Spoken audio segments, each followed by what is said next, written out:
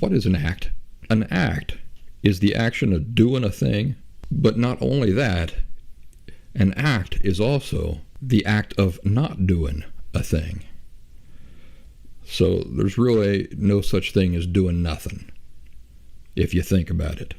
If I'm standing near a train station and I see that there's a lady tied up in ropes and she's been left there on the train tracks, some dastardly villain has left her there on the train tracks, and a train is coming and I fail to do something, well, then that is an act. I'm just standing by and not interfering. So that is an action on my part. An act is anything we do or don't do. So breathing, for example, is an act. Running is an act. Cooking, playing a game, speaking, blinking our eyes, thinking, yes, thinking is an act. Why can we say that all these things are acts? They are acts or actions because all of these things are things we ourselves are doing or failing to do. Now that brings up an interesting conversation around feelings. Is feeling an act? Have you ever thought about that? Is feeling, when you feel something, is that an act? The answer is no, it's not an act. Why isn't feeling an act? Because feeling is not something that we are doing. If feeling is not something that we are doing, then what is it? It's something we're experiencing. Because feeling is not something that we are choosing to do, it's for that reason that feelings can't be classified as good or bad, right or wrong, which is one of the pillars, by the way, of my work. You can't be held accountable for what you feel because it's not something you have any choice over. What is the very nature of feelings? If it's not an action, if it's not an act that we are doing, then what is the very nature of what feelings are? It's an experience. It's an experience.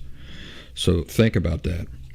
Feelings are just something that you're experiencing. It's not something you're doing. Interesting, isn't it? So if you think about it, we can't be held accountable for our feelings any more than we can be held responsible for our bodies experiencing temperature changes in the air. Now, I've had people in the past say, yeah, but that's a physical thing, and emotional, that's not physical. And you're right, but so what? So what? We're talking about the nature of certain things and the categories they fall into. And the way your body senses temperature changes in the air falls into the same category. It shares the same nature as that of feelings. It's something you're experiencing. So imagine when you go outside in the cold and you feel cold. Is that something you're doing?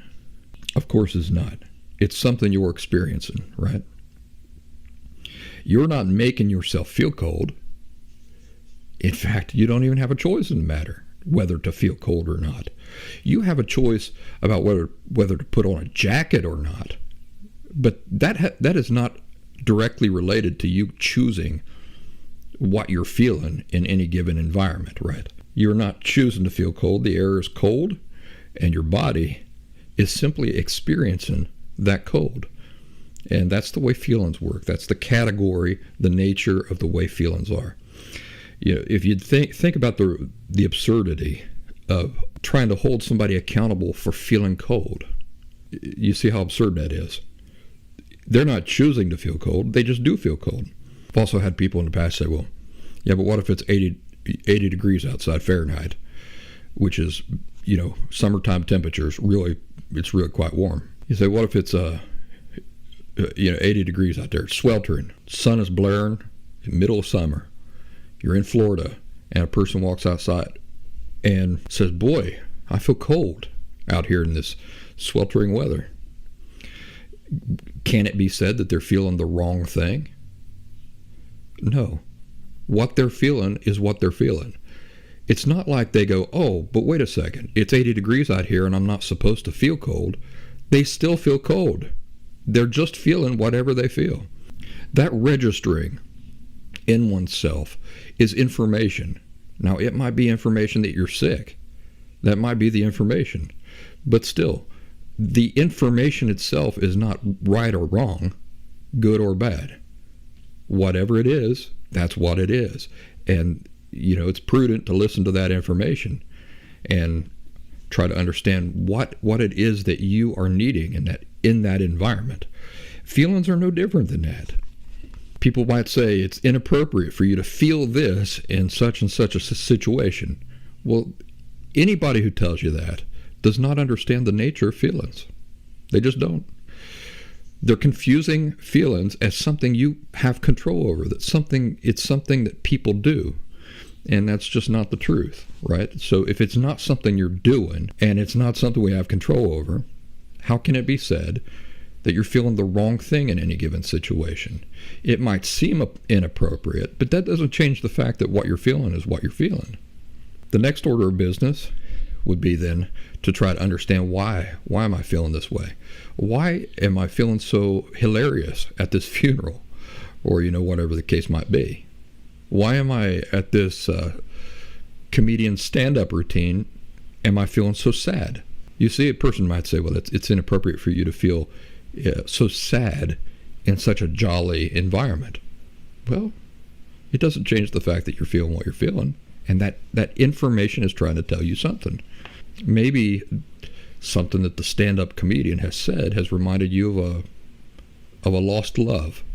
Or maybe you're thinking, gosh, my friend who I lost in an accident 20 years ago would have loved to have been here with me. So you see, there is no such thing as right or wrong, good or bad when it comes to feelings. It's not something you're choosing. It's something you're experiencing.